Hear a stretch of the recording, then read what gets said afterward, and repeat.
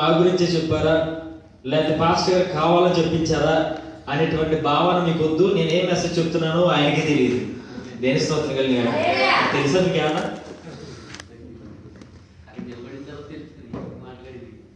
తెలియదు. కాబట్టి పాస్టర్ గారి మీద కూడా నింద వేయకూడదని నా యొక్క ప్రార్థన.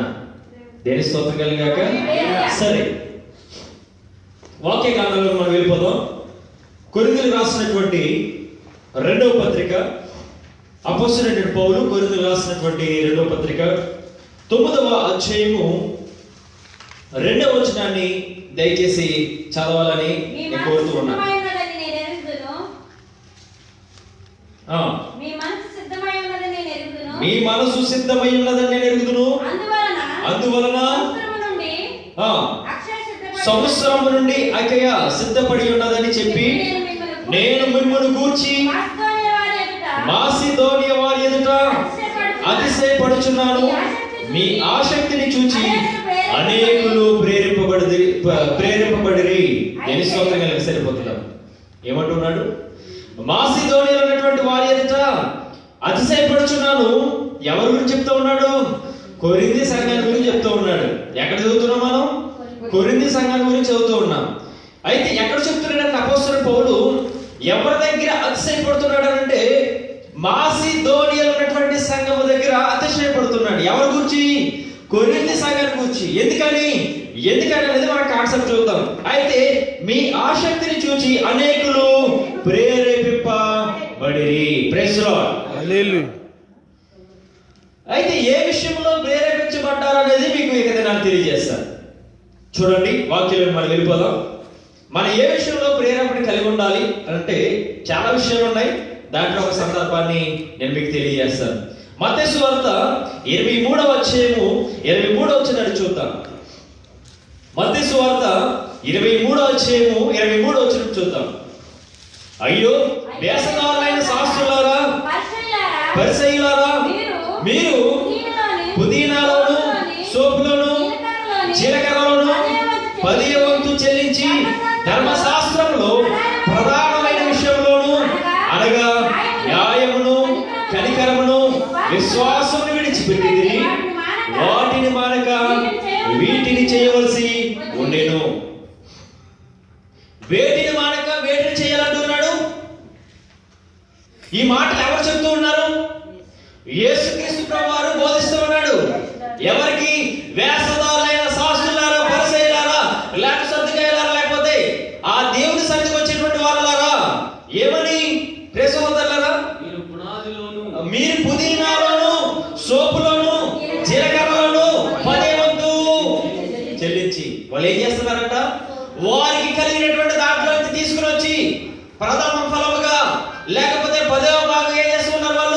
వాళ్ళు ఏం చేస్తారంటే దేవునికి చెల్లిస్తున్నారు. అది కట్టడ. వారికి కలిగినటువంటి దాంట్లో నుంచి దేవుడు వారికి ఇచ్చిన దాంట్లో ఏం చేయాలా? 10వ వంతు దేవునికి చెల్లించడం అనేది ప్రియ సహోదరులారా అది ధర్మము. ఎందుకు ధర్మం అంటే దేవుడు ఇచ్చాడు కనుక, దేవుడు మనకు అనుగ్రహించాడు కనుక మనం ఏం చేయాలా? ఆయన దాతృత్వం కలిగి ఉన్నాడు కనుక మనం కూడా ఏం చేయాలా? దేవునికి ఆ కానుక అనేది ఇవ్వడం అనేది మనము ఇకదినాన్ని నేర్చుకోవాలి. అయితే ఇశ్రాయేలు ప్రజలు చేసేటువంటి పనులు ఎలా ఉందంటే వారు పుదీనాలను జీలకర్రలను సోపులను 10వ వంతు చెల్లిస్తా ఉన్నారు. అయితే ధర్మశాస్త్రంలో ప్రధానమైన విషయంలోను అనగా న్యాయమును కనికరమును విశ్వాసం విడిచిపెట్టింది. అయితే వాటిని మానక వీటిని చేయవలసి. ఇప్పుడు దశభాగం ఇవ్వడం అనేది చెయ్యదా వద్దా? చాలా మంది కూడా, నేను కూడా ఇదివరకు అపోహపడేవాడిని. ఎంతసేపు పాస్టర్ గారు ఏంటి దశభాగం గురించి చెప్తారు, ఇక దేని గురించి చెప్పరా? నాకు ఇప్పుడు వరకు నేను మా సంఘంలో దశభాగం గురించి అని చెప్పలేదు అన్న గర్వంగా ఫీల్ అవుతుండేవాడు. దేని స్తోత్రం కలిగాక నా బాధ ఏంటంటే దశభాగం గురించి ఎప్పుడైనా చెప్తున్నామో చర్చికి రావడం మానేస్తారు వాళ్ళు. అది నా బాధ. మరి ఒక రాక మానేసినా మీరు దయచేసి క్షమించాలని కోరుతున్నాను పాస్టర్ గారిని. నా పూచి కాదు, వాక్యం నన్ను బోధిస్తూ ఉన్నాను. అమ్మ మానేస్తారు వచ్చి వారి నుంచి. రైట్, మానకపోతే ఖచ్చితంగా చెయ్యాలా? రైట్. ఏమంటున్నాడు? మనకి కలిగినటువంటి సమస్తంలో కూడా ఏం చేస్తున్నామంటే దేవునికి చెల్లిస్తున్నారు. అయితే చెల్లిస్తూ దేవుని యొక్క వాక్యాన్ని కూడా మనం ఏం చేయాలా? ఫాలో అవుతూ ఉండాలా. ఏమని చెప్తున్నాడు? న్యాయమైన విషయంలోను కనికరమైన విశ్వాసమును విడిచిపెట్టింది. అంటే చాలా మంది కూడా చేసేటువంటి పనులు ఎలా ఉన్నాయి?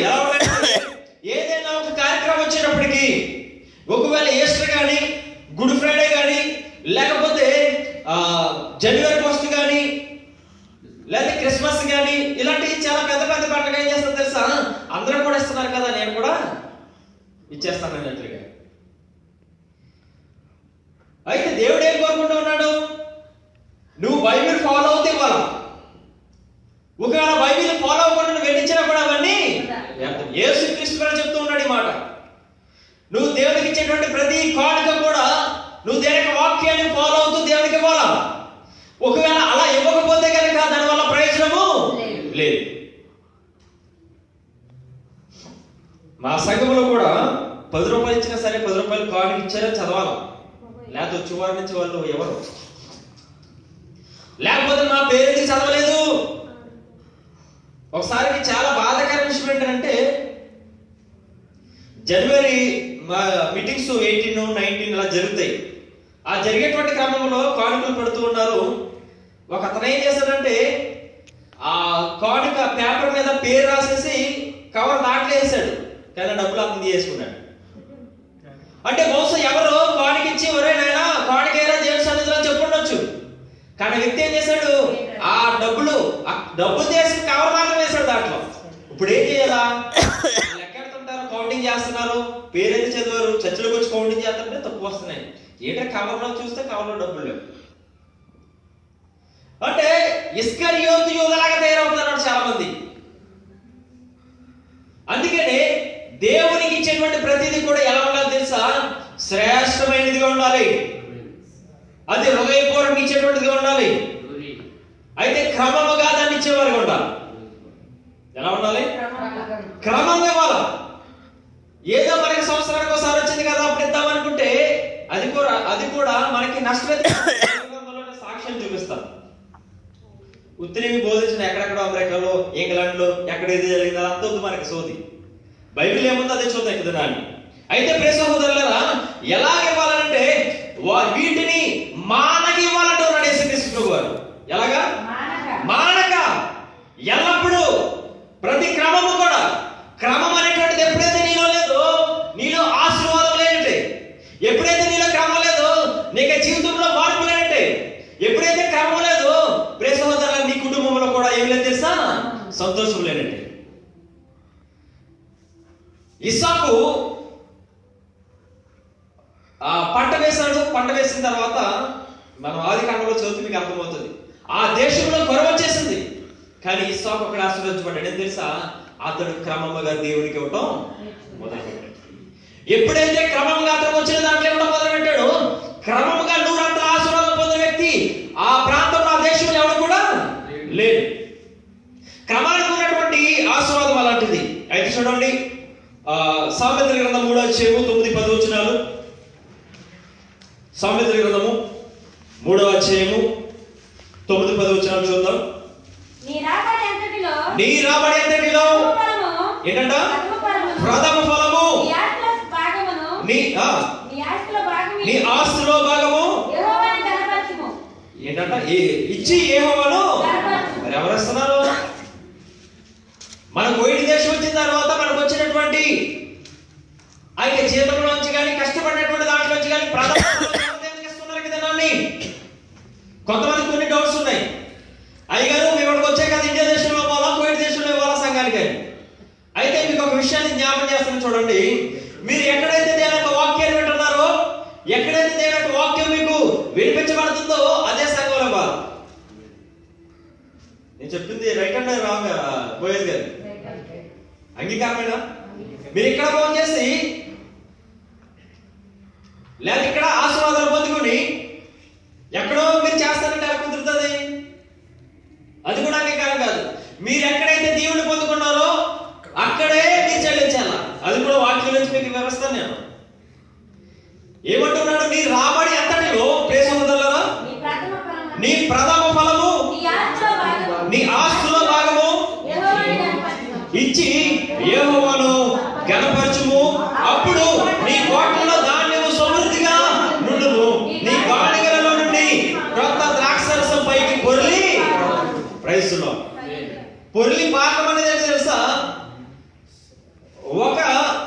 నీటి బొగ్గ అనేటువంటిది ఎక్కడి నుంచి అయితే ఉబుకిందో అది ఎన్నడూ కూడా ఎండిపోదన్నమాట. నేను స్తోత్రం కలిగాక ఆ ప్రాంతంలో కరువు వచ్చినా ఎటువంటి పరిస్థితి వచ్చినా కానీ ఆ నీటి బొగ్గ ఊరని నీటి బొగ్గగా ఉంటది కానీ అనేక మందికి ఆశీర్వాదకరంగా ఉంటది కానీ ఎప్పుడు కూడా ఎండిపోవడం అనేది జరగదు. కొంతమంది ఇళ్లలోనూ ఆశీర్వాదం వెళ్ళటం తెలుసా? వెనకాల ఆస్తులను అలాగని ప్రేసోదన్నారా వారి యొక్క చేతిలో కష్టాతీతం కూడా పెద్ద ఏముండదు. ఆ టయానికి ఏది అవసరమో దేవుడు అది సమృద్ధిగా అనుగ్రహిస్తుంటాడు. దేని స్తోత్రం కలిగి అప్పు లేని వారు ఎవరైనా ఉన్నారు ఇక్కడ? నేనైతే అప్పు లేకుండా బ్రతుకుతున్నాను. ప్రైజ్ లో మాకు ఏం ఆస్తులు ఏమి లేవు, ఒక సెంటు భూమి లేదు, కానీ అప్పు లేకుండా బ్రతుకుతాయి కదా. అది ఆశీర్వాదం కదా? ఆశీర్వాదమే. దేవుడు మనల్ని ఆశీర్వదిస్తే అప్పు లేకుండా బ్రతుకుతాం నిజంగానే. ఏ సమయానికి కావాల్సిన అవసరం ఆ సమయాన్ని దేవుడు ఖచ్చితంగా సమృద్ధిగా అనుగ్రహిస్తాడు. మా కుటుంబంలో జరిగిన ప్రతి కార్యం కూడా మా నాన్న చాలాసార్లు అంటూ ఉండేవాడు, అవి ఎలా జరుగుతుంది ఏంటో అనేవాడు. లేదా ఎలా కట్టగలుగుతాం ఇల్లు అన్నాడు, నాకు పెళ్ళి ఎలా చేయాలన్నాడు, నా పెళ్ళి ఎలాగ చేయాలన్నాడు. ₹1 అప్పు లేకుండా ఇల్లు కట్టడం జరిగింది.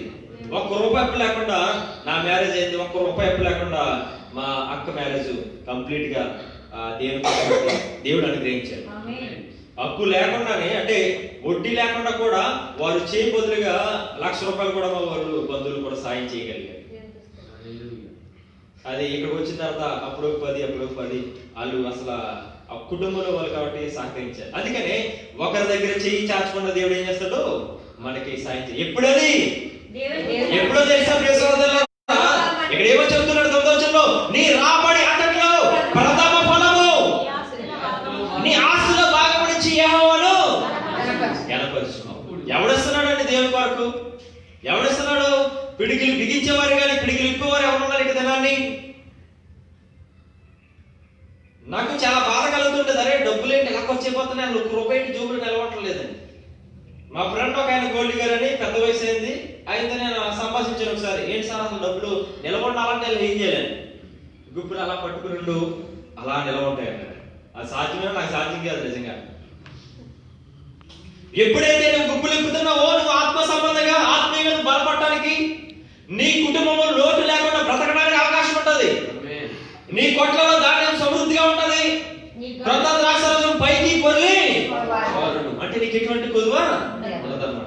అంటే ఇచ్చుడు ద్వారా నువ్వు ఏం పొందుకుంటున్నావు? ఏళ్ళు పొందుకుంటున్నావు అనుకుంటావు. ఆ యొక్క దినాల వల్లే అబ్బో ఈ వారం అంతా ఎలా గడపాలనుకోవచ్చు, లేదు ఈ 10 దినాలే చాలా జాగ్రత్తగా నువ్వు ఈ నెల అంతా కూడా గడపాలనుకోవచ్చు. కానీ నువ్వు ఆ 10 దినాల్లో ఒక్క దినాన్ని నువ్వు చూసుకుంటున్నా కానీ నువ్వు అనేక ఆశీర్వాదాలు ధనాన్ని చూసి కోల్పోతున్నా. Praise Lord, praise Lord. కాబట్టి చూడండి, లూకా సువార్త 6వ అధ్యాయము 38వ వచనాన్ని ఈ విధంగా రాస్తున్నాడు. లూకా సువార్త 6వ అధ్యాయం 37వ వచనం, క్షమించుడి అప్పుడు మీరు క్షమించబడుదురు, మీరు ఇయ్యడి అప్పుడు మీకు ఇయ్యబడును.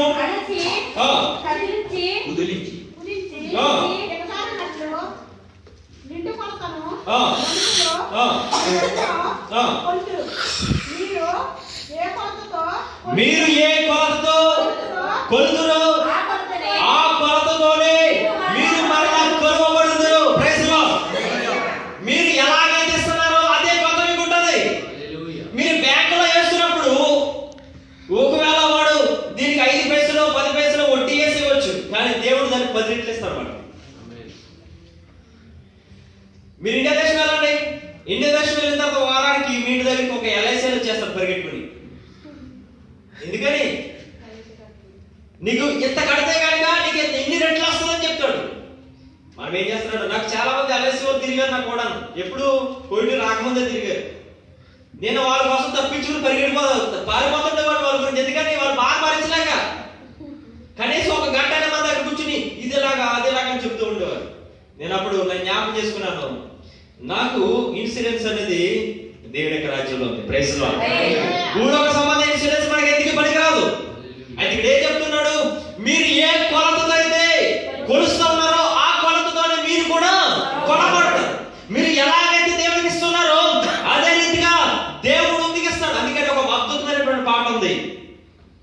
కానుకల పాత్ర కలమును తాకంగా. కానుకల పాత్ర కరమును తాకంగా కడువారి ప్రేమను కొలవేసి నీవు ప్రేమనొలగించి కరములనే తాకా. కడు ప్రేమనొలగించి కరములనే తాకా. కడువరచుము నీ ప్రేమ కానుక రూపమున. కడుపరచుము నీ ప్రేమ కానుక రూపమున. విసిని తలపు లేక విసుగాక ఇమ్ము. రైట్ సరిపోతా. తక్కువతో ఇచ్చినది లెక్కించబడును. తక్కువతో ఇచ్చినది లెక్కించబడును. నీ చేలు నిండు నీ గాడుగ నిండు. నీ చేలు పండు నీ గాడుగ నిండు. నీ జీతము నీకిప్పుడు సరిపోగా మిగులు. నీ జీతము నీకిప్పుడు సరిపోగా మిగులు.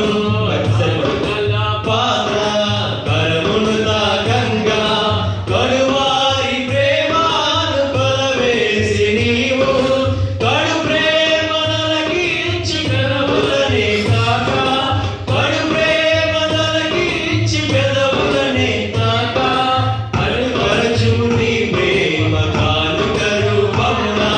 కడుపరచుము నీ ప్రేమ కానుక రూపమున. ఏంటంట? పిసిని తనము లేక విసుగాకయము. అయితే ఏమవుతుంది అన్నప్పుడు? తక్కువగా కాక. మనం ఎప్పుడు ఏం చేస్తాం? 10 దినాలు చల్లం అనుకోండి, దాంట్లో 10 దినాలకి అయితే వదిలేస్తాం, 5 దినాలకి అయితే వదిలేస్తాం, తర్వాత దినాలకి అయితే వదిలేస్తాం, తర్వాత 100 దినాలు వదిలేస్తాం, తర్వాత రోమా దగ్గర వచ్చి తెస్తాం. అబ్బాయి అంత సంతోషమో కదా, దాన్ని బట్టి మాత్రం వేస్తాం. అంటే మన ఫీలింగ్ ఏంటంటే ఎంతో ఇచ్చేస్తున్నాం అన్నట్లు. ఎంతైతే ఈ భూమి మీద విలువ లేదో అదే మనం ఇస్తున్నాం. డబ్బు విలువ లేనిది, కానీ మనం ఏం చేస్తున్నాం? దాంట్లోంచి విలువ లేనటువంటి దాన్ని మళ్ళీ అసలు ఎందుకు పనికిరాని ఆ భిక్షగాడికి కూడా ఆ రూపాయల దగ్గర అయితే తీసుకోలేటువంటి పరిస్థితుల్లో దేవుడికి వేస్తున్నాం మనం. దేవుడికి ఇచ్చేటువంటిది చందా కాదు. మీరు గుర్తుపెట్టుకోండి, చందా వేసినప్పుడు తలగో రూపాయి వేస్తారు, కానీ చందా కాదు. దేవుడికి ఇచ్చేటువంటిది కానుక. ఎందుకంటే ఆయన రాజు కనుక, రాజుకి ఎవడు కూడా చందా ఎవడు. మీరు గుర్తుపెట్టుకోండి, అది మీరు ఇచ్చేది రాజుగాని జ్ఞాపకం చేసుకోవాలా, దేవుడిని జ్ఞాపకం చేసుకోవాలా. అలా జ్ఞాపకం చేసుకున్నప్పుడు హృదయపూర్వకంగా అరే నా దేవుడికి నేను ఏ మాత్రం ఇవ్వగలను. అప్పుడు ఎంత అసలు అలా తిరిగేసి రోబాదంలో అవసరం మీ పిలిచేసి వెళ్ళిపోతాం ఇక్కడి నుంచి. మీ దగ్గర లేకపోతే ఎటువంటి ఇబ్బంది లేదు. 2 కోసలు వేసినటువంటి స్త్రీ 2 కోసలే ఉన్నాయి. ఆమె కంటే గొప్పవారు చాలా మంది 10 కోసలు 20 కోసలు అంతా వేసి ఉండొచ్చు, కానీ ఆమెకు మాత్రం లెక్కించబడింది. ఎందుకని? ఆమె హృదయపూర్వకంగా ఆమె కలిగినటువంటిది దేవునికి ఇవ్వడం ద్వారా. మనం ఏం చేస్తున్నాం? హృదయపూర్వకంగా ఇవ్వట్లేదు దేవుడికి. చర్చికి వచ్చాం కదా, ఏదో రెంట కట్టుకోవాలి కదా అని ఇస్తా ఉన్నాం. అది ఆశీర్వాదకరము కాదని మీకు జ్ఞాపకం చేస్తున్నట్టు సహోదరులారా. అయితే కొంచెంగా ఇచ్చినటువంటి వాడు కొంచెంగానే పంట కోసం. నువ్వు ఎంతైతే దేవుడికి ఇస్తున్నావో అదే ఆ పరలోక రాజ్యంలో జమ చేయబడుతుంది. నువ్వు కార్చేటువంటి కన్నీటి బొట్టు కూడా ఆ యొక్క బుడ్డిలో భద్రంగా ఉంచాలని దేవుడు సెలవిస్తున్నాడు. మరి ధన విషయంలో ఉంచడా? నువ్వు దేవుడి కొరకు ఎంతైతే కష్టపడుతున్నావో, దేవుడి కొరకు నువ్వు ఎంతైతే ఇస్తున్నావో అది కూడా భద్రము చేయబడుతుందన్న విషయము మీరు మానేసి, మీరు కనీసం గ్రహించకుండా మీరు అతి తక్కువగా జమ చేసుకుంటున్నారు దేవుని యొక్క సన్నిధిలో. మీరు ఇక్కడ ఏదైతే విప్పుతారో అక్కడ అదే విప్పబడును. ఇక్కడ ఏదైతే విప్పుతున్నారో అది అక్కడే విప్పబడును. ఇక్కడ ఏదైతే మీరు మూసేస్తున్నారో అక్కడ మూయబడుతుంది. దేని స్తోత్రం. అది చెప్పుకోవచ్చునని మీకు చూపిస్తాను చూడండి. మత్తయి సువార్త 6:19-20. మత్తయి సువార్త 6:19-20 త్వరగా. కాబట్టి ఈ ఆజ్ఞలలో మిగిలిన అల్పమైన ఇక్కడ చెమటైన తుప్పిలో తినివేయును, దొంగలు కన్నం వేసి దొంగిలిదరు. పరలోకమందు మీ కొరకు ధనము కూర్చుకొనుడి. అచ్చడి చెమటైనను తుప్పైనను దాడి తినివేయదు, దొంగలు కన్నం వేసి దొంగిలరు. దేని స్తోత్రం కలిగాక మీకు అర్థమవుతుంది వాక్యము. వాక్యాన్ని చాలా మంది కూడా అంగీకరించరు. ఒక వ్యక్తి వచ్చి యేసయ్యా నేను దేనికి రాజ్యం వెళ్ళాలంటే ఏం చేయాలన్నాడు. మంచి వ్యక్తి దగ్గరికి మంచి ప్రశ్న అడిగాడు. అవునా? రోడ్డు మీద తిరుగుతున్న వాడి దగ్గరికి వెళ్ళి నేను దేవుని రాజ్యం వెళ్ళాలంటే ఏం చెప్తాడు? ఏం చెప్తాడు? కొంతమంది ఈ క్రిస్టియానిటీని కూడా పాడు చేయడానికి ఒక ఇద్దరు సంభాషణ ఎలా చేశారు. అయ్యగారు మేము దేవుని రాజ్యం వెళ్ళాలంటే ఎలా వెళ్ళాలంటే అన్నాడు ఆయన. అంటే అబ్బాయి బేదరి గారి దగ్గర తాళాలు ఉన్నాయి, 10,000 కడితే వెళ్ళిపోతాం అన్నాడు. ఎంతంట? 10,000కి దేవుని రాజు సంపాదించుకుంటారా? ఆ 10,000కి దేవుని రాజు సంపాదించుకుంటే యేసుక్రీస్తు సిలువలో మరణించవలసిన అవసరం ఏముంది? మన వాళ్ళు కూడా సంఘాల్లో చేసేటువంటి క్రియలేవి ఏమని 1,116 దేవుడికి ఒక 10,116 ఇస్తాడు. అంటే నువ్వేం చేస్తావు తెలుసా? స్వార్థము. నువ్వు అక్కడ ఇస్తుంటే నువ్వు రెట్టింపు పొందుకుంటావన్న స్వార్థం. దేవుడు ఇవ్వడు అన్నాను అనుకోండి, వేస్తారా? దేవుడు మీకు అలా ఎవరు తిరిగి మీరు నాకు ఇచ్చిన తిరిగి ఏమన్నా అంటే మీరు ఇస్తారా? అందుకే చాలా మంది కూడా మన వాళ్ళు కూడా హిందూస్ అని కాదు కానీ మన వాళ్ళు కూడా మరి ఏదో కొన్ని కొండలకి వెళ్ళి గుండు కొట్టిస్తుంటారు. గుండు కొట్టించి ఏంటంట మొక్కు. ఏ మొక్కది? బొచ్చు దేవుడికి కూడా మొక్కు అంటది. వాడు ఆ గొర్రెపోతలాగా పంచుకొని మొక్కిస్తాడు. ఇచ్చిన తర్వాత అది ఏమైనా ఉపయోగపడుతుందా? ఎవరికి ఉపయోగం? అది ఎవరికి ఉపయోగం? చుట్టది ఎవరికి ఉపయోగం కాదు. కొన్ని ఆ జుట్టించి బదులు చెయ్యి పాలు ఇచ్చేస్తే బాగుంది కదా అమ్మా. అంటే వారి ఉద్దేశం ఏంటి తెలుసా? చెయ్యో పాలు కనిపిస్తే తిరిగి రాదు కాబట్టి. మీకు అర్థమవుతుందా? మనకి తిరిగి వచ్చేదో మనం ఇస్తా ఉన్నాం, మనకి తిరిగి రాంది మనం ఇవ్వట్లేదు. అది స్వార్థం. జుట్టు తిరిగి వచ్చేస్తుంది కాబట్టి ఇచ్చేస్తాడు. జుట్టు తిరిగి రాదు. గుండు కొట్టించండి మీరు ఇప్పుడు కొట్టేస్తారా? అబ్బే, దేవుడికి ఇచ్చేది పనికి మళ్ళీ అని కూడా దేవుడికి ఇస్తా ఉంటారు కదా. దేవుడు అయిపోవట్లేదు. దేవుడు నీకు ఇచ్చాడు కాబట్టి నువ్వు కూడా ఇవ్వడం నేర్చుకోవాలని దేవుడు కొన్ని నిబంధనలు పెట్టాడు. అంతేగాని ఆయనకి లేక కాదు, ఆయన పేదవాడు అసలే కాదు. అందుకని భూమి మీద ఏంటంట? చెమ్మటేని తినివేను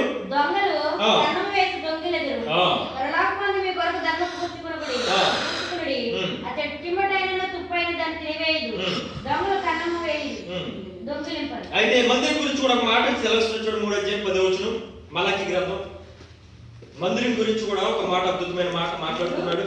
మలాకి గ్రంథము 3వ అధ్యాయము 10 చూద్దాం.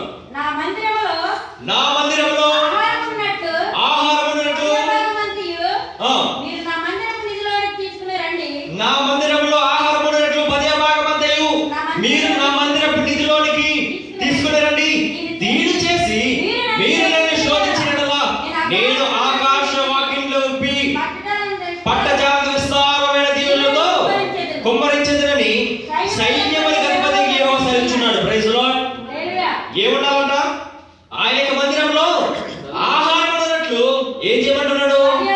10వ భాగము తీసుకురామంటున్నాడు. అయితే ఎప్పుడైతే నువ్వు తీసుకొచ్చావో అప్పుడు దేవుని శోధించి, ప్రభువా నేను క్రమంగా నీకు విశ్వాసమే నేను జీవిస్తున్నాను, క్రమంగా నేను ఈ యొక్క 10వ భాగం 10వ వంతు నేను చెల్లిస్తూ ఉన్నాను, నాకు కావాల్సిన అవసరాలను తీర్చుతాడు అని చెప్పేసి నువ్వు ప్రార్థన చేస్తున్నప్పుడు దేవుడు ఏం చేస్తాడు? ఆకాశ వాక్యం చెప్పి ప్రశ్నలో పట్టజాల విస్తారము అంటే నీకు ఓపిక అనేది సరిపోదన్నమాట. అన్ని గొప్ప ఆశీర్వాదకరాలు దేవుడు నీ యొక్క బ్రతుకులో అనుగ్రహిస్తాడు. నీకు అర్థం కాదు అటువంటి ఆశీర్వాదం నీకు ఎలా వస్తున్నాయో, నీకు అటువంటి స్థితి ఎలా వస్తుంది నీకు అర్థం కాదు. ఆ పొరుగు వారు కూడా చూసి ఏంటి అసలు ఎంతలా ఎదిగిపోతున్నాడు ఏంటి అన్నటువంటి భావన కలుగుతుంది. నేను కూడా అలా ఎదుగుతున్నానని నాకు అవకాశం అట్లా మా సంఘంలో. దేని స్తోత్రం కలిగాక ఒక పక్కన మూసిపోతే 4 పక్కన తెరుస్తాడు దేవుడు. Praise lord. డిసెంబర్ మాసానికి కూడా ఆల్రెడీ చాలా స్థలాల్లో కూడా డేట్లు కూడా బుక్ అయిపోతున్నాయి. బొంబాయి ప్రాంతంలో, బెంగళూరు, వైజాగ్, ప్రకాశం జిల్లా, కర్నూలు, ఈ ప్రాంతాలన్నీ కూడా దేవుడు సిద్ధపాటు చేస్తున్నాడు నాకు. Praise Lord. కాబట్టి మనము దేవుని యొక్క సన్నిధిలో 10వ భాగాన్ని తీసుకురావడం వల్ల అది మనకి పట్టజాల విస్తారమైనట్టు దేవుడు మళ్ళీ ఆశ్రయిస్తాడు. అయితే అసలైన పాయింట్ ఇప్పుడు వస్తూ ఉన్నాను. ఇప్పుడు వరకు అయిపోయింది. ఇప్పుడు అసలైన పాయింట్, ఆ పాయింట్ మీకు వివరిస్తున్నప్పుడు మీరు బాధ పెట్టుకోకూడదు. రైట్ రైట్ దేని స్తోత్రం కలిగాక దేవాది దేవుడు చెప్తూ ఉన్నాడు ఏమని, నీ 10వ భాగము ఎక్కడ తీసుకురావాలన్నాడు? దేవునికి మందిరం తీసుకురావాలన్నాడు. ఆ మందిర నిధిలోనికి తీసుకురావాలని దేవాది దేవుడు సెలవిస్తున్నాడు. అయితే కొంతమంది యొక్క ఉద్దేశం ఎలా ఉంటుందంటే మొక్కుకుంటారు. వాళ్ళు ఏం చేస్తారు? మొక్కుకుంటారు. మొక్కుకోవడం అనేది చాలా ప్రమాదకరమైంది. మేము దేవుడి సన్నిధి ప్రారంభించిన దినం నుంచి ప్రతి నెల కూడా మేము మా దశభాగస్తులు అయ్యారని మొక్కుకున్న వాళ్ళు చాలా మంది ఉంటారు. కానీ వాళ్ళు శాపగ్రస్తులు అయిపోతారు కదా. దేవునికి వాక్యం సెలవిస్తుంది. చూడండి ఒకసారి వాక్య గ్రంథంలోకి వెళ్దాం. ప్రసంగి గ్రంథం 5:5 వచ్చింది. త్వరగా ప్రసంగి గ్రంథం 5:5 వచ్చింది. నీవు మొక్కుకున్న దాన్ని చెల్లించుము. నీవు మొక్కుకున్న దాన్ని చెల్లించుము. నీవు మొక్కుకున్న ఆ మొక్కు చెల్లించబడిన ఎడల మొక్కుకొనకుండానే ఏది వేరంట? మొక్కుకుంటామా మొక్కుకోవడమా? 5:5 వచ్చింది. ఒకసారి మళ్ళీ చదవండి. నీవు మొక్కుకున్న దానిని చెల్లించుము. మొక్కుకొనకుండా చెల్లింపకుండా కంటే మొక్కుకొనకుండానే మేలు అంటూ ఉన్నాడు. చాలా మంది మొక్కు అనేది పెట్టుకుంటారు. వాళ్ళు అరే నేను దేవుడి సన్నిధికి దశభాగం ఇవ్వాలని, లేదా పలానా కార్యం దేవుడి సన్నిధిలో చేయాలని నువ్వేదైతే మొక్కుకుంటున్నావో అది ఖచ్చితంగా చెల్లించాలంటున్నాడు. చెల్లించమన్నాడు, చెల్లించద్దు అన్నాడు. ఖచ్చితంగా చెల్లించాలా. చెల్లించబడినటువంటి ప్రమాదం వస్తుంది. మీకు చెప్తాను కదా, ఖచ్చితంగా చెల్లించాలా. ఒకవేళ నువ్వు ఇటువంటి పరిస్థితి చెల్లించిన వెంటనే నువ్వు అసలు మొక్కు అనేది పెట్టుకోకుండా ఉండమే మేలు నీకు. ఆ మాట నీ నోట్ల నుంచి రాకపోవడమే నీకు మేలు. పొరపాటు కూడా దేవుని సన్నిధిలో పొరపాటుగా మీరు మాట్లాడదు. ఒక ఆయన అలాగే కోయిడి దేశానికి బయలుదేరుస్తున్నప్పుడు, ప్రభువా నన్ను ఎలాగైతే నువ్వు కోయిడి దేశానికి క్షేమంగా తోడుకుని వెళ్ళు, ఎలాగైతే తోడుకుని వెళ్ళు అలాగా తోడుకుని రా అన్నాడు. ఏమన్నాడు? ప్రార్థన చేస్తూ, ప్రభువా నన్ను ఆ కోయిడి ప్రాంతాన్ని తోడుకుని వెళ్ళు, ఎలాగైతే తోడుకుని వెళ్ళావో అలాగే తోడుకుని రామన్నాడు. ఏం జరిగిందో తెలుసా? చాలా కష్టాలు పడి బొంబాయికి వెళ్ళి, బొంబాయి నుంచి ఎక్కడికి వచ్చాడు? ఆయన కోయిడికి వచ్చాడు. మళ్ళీ వెళ్ళినప్పుడు ఏం చేయాలా? ఆయన మొక్కేంటి? ఇప్పుడు ఎలాగైతే వచ్చానో అలాగే వెళ్ళాలా. ఇప్పుడు కష్టాలు పడతా అల్లి బొంబాయికి వెళ్ళి, బొంబాయి నుంచి మళ్ళా ఎవడు చేయమన్నాడు ప్రార్థనది? ఎవడు మొక్కుకోమన్నాడు? అందుకని నీ నోటిని జాగ్రత్తగా రాసుకోవాలి. అందుకని పొరపాటు కూడా నేను ఈ దశభాగం ప్రతి నెల కూడా తెస్తానని మీరు వాగ్దానం చేసుకుంటే కనుక వాగ్దానాన్ని మీరు నెరవేర్చుకోవాలా. లేకపోతే ఎటువంటి ప్రమాదం వస్తుందో ఒకసారి బైబిల్ గ్రంథంలో మీకు చివరిగానే ముగించి నేను ఆ వాక్యాన్ని వివరిస్తాను, మీకు జ్ఞాపకం చేస్తున్నాను. అయితే ఆదికాండంలో ప్రియ సహోదరులారా, యాకోబు అనేటువంటి వ్యక్తి మీకు అందరికీ తెలుసు. అయితే జ్యేష్ఠత్వపు హక్కు కోసం తన అన్నను మోసగించి ప్రయాణమై వెళ్తున్నాడు. మార్గ మధ్యలో హారాను అనేటువంటి ప్రాంతం వచ్చింది. ఒకసారి చూడండి 28 అధ్యాయం, ఆదికాండం 28 అధ్యాయం 10 వచనం 10-11. హారాను వైపు వెళ్ళుచు ఒక చోట చేరి ప్రొద్దు కృంగినందున వారు ఆ రాత్రి నిలిచిపోయి తలగడగా చేసుకుని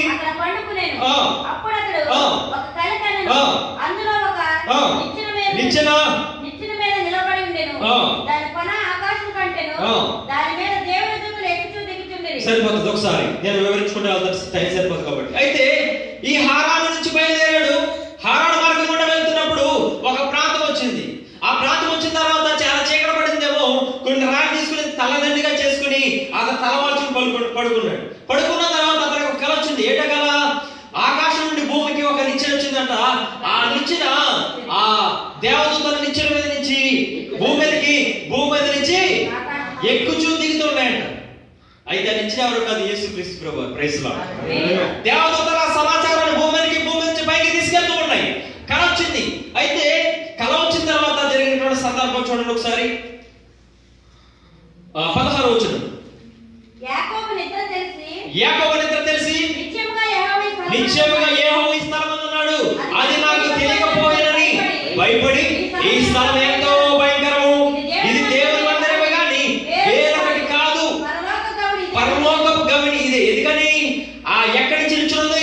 అక్కడ ఉన్నటువంటి స్థలం దగ్గర నుంచి ఆకాశాన్ని ఇచ్చినదని చెప్పేసి అదే పరలోక గమని అని అనుకున్నాడు. అయితే అనుకున్న తర్వాత చాలా భయపడ్డాడు. భయపడిన తర్వాత ప్రియ సహోదరులారా ఇక్కడ చూడండి 20 వచనం అంటున్నాడు, అప్పుడు యాకోబు నేను తిరిగి నా తండ్రి ఇంటికి క్షేమంగా వచ్చినట్లు దేవుడు నాకు తోడండి, నేను వెళ్తున్న మార్గములో నన్ను కాపాడి తినటకు ఆహారమును ధరించుకునే వస్త్రములను నాకు దయచేసి ఎడలా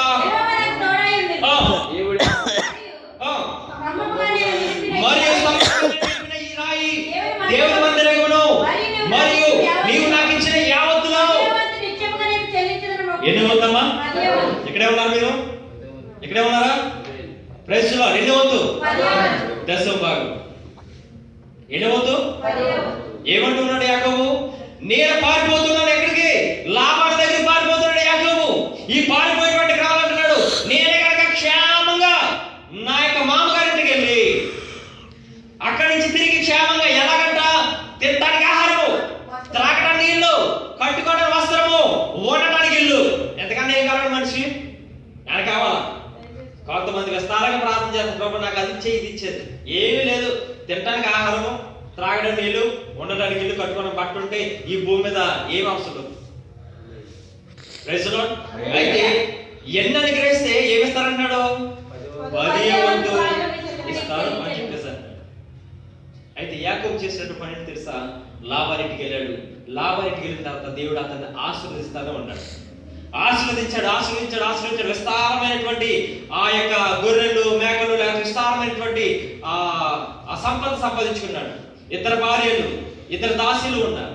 వీళ్ళందరూ కూడా సంపాదించుకున్న తర్వాత పిల్లలను కూడా సంపాదించుకున్నాడు. అయితే ఏం చేయాలా?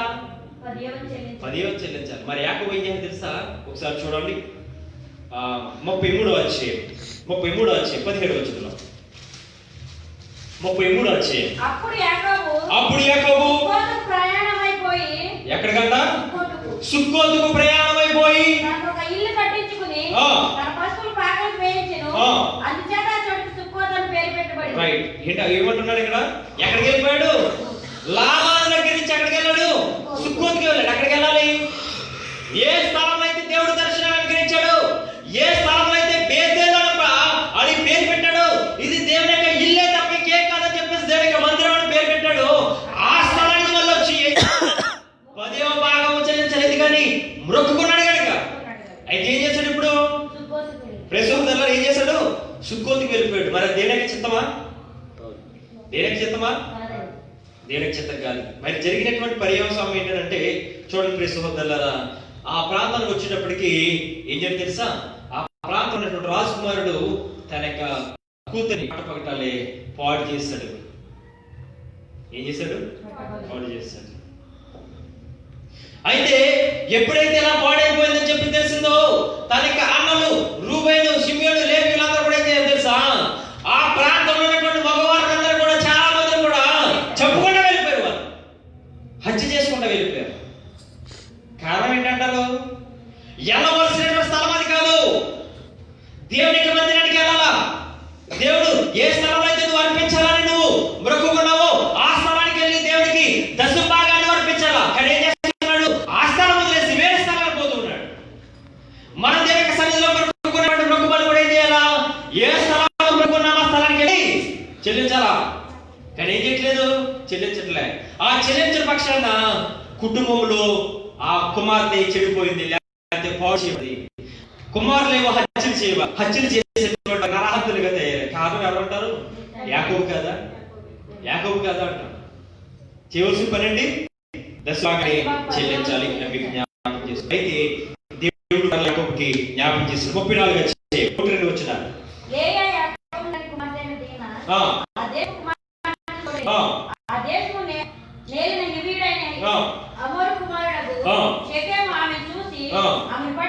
ఆమెను పట్టుకుని ఆమెతో ఆమెను పాడు చేశాడు. సరిపోతుంది. తర్వాత దేవుడు అది మళ్ళా యాకోబుకు దర్శనం కలిగించాడు. 35 వచనం.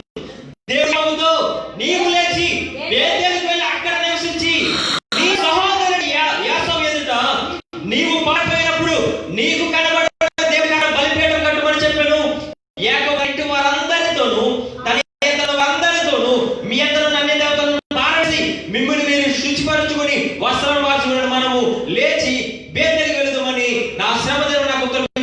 ఉత్తరం ఇచ్చి నేను వెళ్ళి మార్గం నాకు తోడండి, దేవునికి బలిపీఠం కట్టి బలిపీఠం ఎక్కడ కట్టేదని చెప్పి అక్కడికి వెళ్ళి ఏం చేస్తే తెలుసా, బలిపీఠం కట్టి అప్పుడు అర్పణ అర్పించాడు. దేవుడు జ్ఞాపకం చేసినాక ఆ అర్పణ మర్చిపోయాడు యాకోబు. ఇక్కడ ఎవరు కదా మీరు ఉన్నారు? ఎక్కడైనా ఉన్న వాళ్ళు ఒకసారి అందరూ గట్టిగా అర్థమవుతుంది కాన్సెప్ట్? అర్థమవుతుందా? యాకోబు మొరుక్కున్నాడు, మొరుక్కు చెల్లించలేదు, చెల్లించకపోతే కుమార్తె చెడిపోయింది, పాడు చేయబడ్డది, కుమారులు హత్య చేశారు, నరహంతకులు అయ్యారు. అయితే దేవుడు మన దర్శించి ప్రేమ సహోదరులు ఏం చేయాలి తెలుసా, యాకోబు నువ్వు పారిపోతున్నప్పుడు నువ్వు ఎలాగైతే మొక్కుకున్నావో ఆ మొక్కుబడులను చెల్లించని చెప్పేసి అన్నాడు. ఏమన్నాడు? ఆ మొక్కుబడులు నువ్వు చెల్లించని చెప్పేసి అన్నప్పుడు వెళ్ళి అక్కడ బలిపీఠం కట్టి మొక్కుబడులు చెల్లించడం చూస్తాం. ఆ స్థలమే బేతులు అని పిలువబడ్డది. ఆ స్థలమే దేవుని యొక్క మందిరం కట్టబడ్డది. ఆ స్థలమే దేవుని యొక్క మందిరం పొంచబడి ఇప్పుడు మసీదు ఉన్నది, అది యెరూషలేములో ఉన్నది. ఆ స్థలంలోనే అబ్రహాం ఏం చేయాలి తెలుసా, గొర్రె పిల్లను బలించాడు. ఇస్సాకుని బలిపరిచిన స్థలం కూడా అదే. Praise the Lord. అర్థమవుతుందా మీకు? బేతేల్ అని పేరు పెట్టినటువంటి స్థలము, ఇస్సాకు బలిచ్చినటువంటి స్థలము, ఆ బలికి సిద్ధపరిచిన స్థలము. యాకోబు పాపం చేసినప్పుడు దేవతలు వచ్చి అనేక మందిని చంపినటువంటి స్థలము, ఈ బలిపీఠం కట్టినటువంటి స్థలము. ఇప్పుడు ఇశ్రాయేలు దేశంలో మసీదు ఉన్నటువంటి స్థలము, ఆ డోమ్ ఆఫ్ ద రాక్ ఉన్నటువంటి స్థలము. ఇదంతా కూడా ఒకటే. దేవుని స్తోత్రం. దేవుడు ఎక్కడైతే పునాది వేస్తాడో అక్కడే స్థిరత్వంగా ఆయన దేవుని యొక్క మందిరాన్ని, అది దేవుని యొక్క మందిరమే కానీ ఇంకొకటి కాదన్నాడు. అది యెరూషలేములో ఉంది. అయితే దాన్ని పోలగొట్టారు, మసీదు కట్టారు. ఇప్పుడు అది పోలగొట్టి మరలా దేవుని యొక్క సన్నిధి కడతారు. అయితే ప్రియ సహోదరులారా, అది కట్టాడు. ఇందాక చదువు ప్రసంగి 5:5 అంటాడు, మీరు మురక్కు కొనకుంటే, మీరు ఒకవేళ మురక్కుకుంటే కానీ ఖచ్చితంగా చెల్లించాలి. అయితే ఎలా చెల్లించాడు? ఎవరు? మొదట మనం జ్ఞాపకం చేసుకున్నట్టు ఫ్రెండ్స్, అది ఏంటది? కొరింథీయులకు రాసినటువంటి 2వ పత్రికలో 9:2 అంటాడు, ఏమని? మీ ఆసక్తిని చూసి అనేకులు ప్రేరేపబడ్డారు. ఎక్కడ ప్రేరేపబడ్డారు? మాసిదోనియ సంఘములో ప్రేరేపించబడి వాళ్ళు సాక్ష్యాన్ని పొందుకున్నారు. మరి ఎవరు బట్టి ఎవరు ప్రేరేపించబడుతున్నారు కదా అని అమ్మ, ఎవరు ప్రేరేపించబడుతున్నారు? ఎవరు ప్రేరేపించబడుతున్నారు? మీ పిల్లలు బట్టి కలిసి మీ పిల్లలైనా ప్రేరేపించబడుతున్నారా? ఇంటికి వెళ్ళినప్పుడు చాలా దౌర్భాగ్య విషయం ఏంటి తెలుసా? చాలా దౌర్భాగ్య విషయం. నేను చర్చిలో పనిచేశాను కనుక, చిన్నప్పుడు చర్చిలో పెరిగాను కనుక నాకు తెలిసిన విషయం ఏంటంటే, చిన్నపిల్లలకి చల్లని కాగితాలు, సొత్తు బిళ్ళలో, లేకపోతే సగం విరిగిపోయినటువంటి రూపాయి బిళ్ళలో, ఇటువంటి అన్ని కూడా ఇచ్చి పంపిస్తుంటారు కానికేయడానికి. ఎంత నీచిపోయిన పని! ఎక్స్పైర్ అయిపోయినటువంటి కరెన్సీ కూడా కాని కోసం పంపిస్తా ఉన్నారు కదా. నన్ను కైతాల ప్రాంతంలో కూడా మా సంఘంలోనే ఒక ఆమె ఎక్స్పైర్ అయిపోయినటువంటి కాగితాన్ని కానికేస్తా ఉంది. ఎవరి కోసం అది? ఎవరి కోసం మనం కానికిస్తున్నాం? నువ్వు మొక్కుకుంటే పర్లేదు, దగ్గర ఉంటే పర్లేదు, లేకపోతే బలవంతంగా దేవుడు ఇవ్వమని కోరట్లే. నువ్వు లేని పరిస్థితి అని దేవుడికి తెలుసు. అయితే నువ్వు డంబంగా ప్రవర్తించవలసిన అవసరం ఏమీ లేదు. కానీ నీవు దశభాగం ఇవ్వాలని నిశ్చయించుకున్నప్పుడు ఖచ్చితంగా దాన్ని చేసి తీరావా. చేయకపోతే కనుక నేను కూడా ఒకసారి చేయలేదు దేవుడి సన్నిధికి. ఎక్కడ తెలుసా? చింతలపల్లి ప్రాంతంలోను సియోను ప్రాంతం మందిరం అని, సియోను ప్రాంతం మందిరం ఉన్నది. ఆ సంఘానికి నేను తబలా ప్లే చేస్తుండేవాడిని ఇది వరకు. నేను అయ్యారు, నేను మీకు తబలా గిఫ్ట్గా ఇస్తానని చెప్పేసి అన్నాను. కోవిడ్కి వచ్చేసాను, ఇవాళ 6 నెలలు అయిపోయింది. అయితే తబలాకి ఇంచుమించుగా ఎంత అవుతుంది తెలుసా? 35 దినాలు అలా అవుతుంది ఖర్చు. అంతకుమించి ఎక్కువ అవుతుంది నార్మల్గా. నాకు డిసీజ్ అంటే ఈ స్టోన్స్ టైప్ అనమాట. ఒక ఇన్ఫెక్షన్ అనేది వచ్చి 35 దినాలకు వచ్చేది. దేవుని స్తోత్రం కలిగారు. ఎంతకు వచ్చేది? తర్వాత రోజుని అప్పు చేసి మరి పంపించాను. మీరు అడిగి తెలుసుకోండి. చింతలపల్లి ప్రాంతంలో యథార్థ సంఘటన. అప్పటి నుంచి ఇప్పుడు వరకు నాకు అసలు ఏ రోగం లేదు. దేవుని స్తోత్రం కలిగారు. మీరు బలహీనలు అవడానికి కారణం కూడా కొన్ని దేవుడి సన్నిధిలో మొక్కుకున్నటువంటి మొక్కులు కూడా అవ్వడానికి అవకాశం ఉంది. కాబట్టి నిర్లక్ష్యం చేయొద్దు. దేవుడు అంటే ఏదో అసామస్యగా కొంతమందికి నెగ్లెక్ట్ చేస్తున్నారు, కానీ చాలా ప్రమాదకర పరిస్థితులు. దేవుడు అంటే ఎలా తెలుసా? బైబిల్ భక్తి కలిగి ఉండాలి. బైబిల్ లేకపోయినా, భక్తి లేకపోయినా అది నీ శాపానికి తప్ప నీకు ఎటువంటి మేలు ఉండదు. అయితే మలాకి గ్రంథం చూసాం కదా, ఎవడైతే దేవుని యొక్క మందిరానికి ఇస్తున్నాడో ఆకాశ వాక్యం విప్పి పట్టజాలం విస్తారమైన దీవెనలు, నీకు దీవెనలు కావాలా, ఆశీర్వాదం కావాలా, శాపం కావాలి కదా నాన్న? ఏం మాట్లాడలేదండి, ఇవాళ ఏం బలవంతంగా ఏం చేయమంటున్నా, మొక్కుకుంటే ఖచ్చితంగా చేయమని ఎక్కదాన్ని మీకు హెచ్చరిస్తే మాట దేవుడు దీవించి ఆశ్రయించిన కాక. చిన్న ప్రార్థన చేద్దాం. మహాపరిశుద్ధుడు సర్వశక్తిమంతుడు మా ప్రియ పరలోక తండ్రి, నీకు వెళ్తా వరకు కూడా నేను నీ సన్నిధిలో ప్రేరేపించబడ్డాను. ఎలాగైతే కొరింథీ సంఘంలో ఉన్న బిడ్డలు కూడా ప్రేరేపణ కలిగి ప్రేరేపించేలాగా అనేక మందికి మాదిరికరంగా వారు బ్రతికారు. నీకు బిడ్డలు పడిగదాన్ని అటువంటి రీతిగా మాదిరికరంగా వీటిని చేస్తూ వాటిని కూడా చేయాలని యేసుక్రీస్తు చెప్పినటువంటి రీతిగా నీకు బిడ్డలు కూడా క్రమముగా వీటిని పాటిస్తూ మేలుకరంగా, దీవెనకరంగా, వారి కుటుంబాల ఆశీర్వాదకరంగా ఉండటానికి అటువంటి కృపను దయచేయమని, యాకోబు జీవితంలో కోల్పోయినటువంటి నైనా ఆ యొక్క పరువు ప్రతిష్ట ఇక్కడ అనేక మంది బిడ్డలు కూడా కోల్పోతున్నారు. నిర్లక్ష్యంగా దేవునికి సన్నిధిలో కానుకేస్తున్నారు. నైనా ఇష్టంతో కాక బలవంతంగా చేస్తున్నారు. వారు ప్రేరేపణ కొలిది ఇవ్వడానికి ప్రేరేపించి నీకు సన్నిధి మీరే నడిపించమని యేసయ్య శ్రేష్ఠమైన నామములో అడిగి వేడుకొని ప్రార్థన చేయుచున్న మా ప్రియ పరలోక తండ్రి. ఆమేన్. Praise the Lord. ఒకసారి అందరూ కూడా ఒకసారి గట్టిగా చప్పట్లు కొడదాం దేవునికి.